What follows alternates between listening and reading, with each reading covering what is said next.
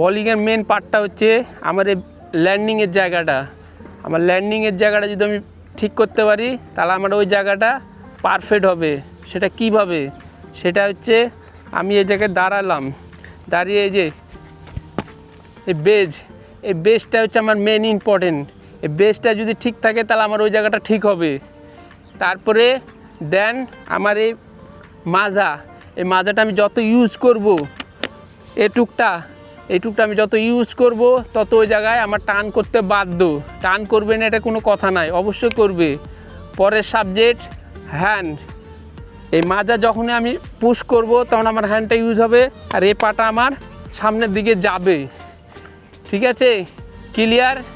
শাকিল এখন ড্যামো দেখাবে, তোমরা একটু দেখো, চলো।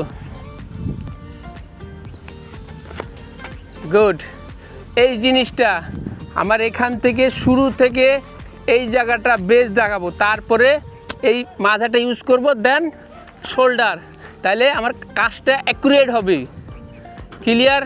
চলো। গুড। কি বুঝাইতে পারলাম? এটা করলে আমার 3 ভাগের মধ্যে 2 ভাগ কাজটা আমার আগাবে। Okay, thank you. Good Shakil, good, ভালো। এফোর্ট দি পুশ করি, পুশ। Good, excellent. পুশ করি সামনের দিকে, পুশ করি, পুশ। Good, excellent,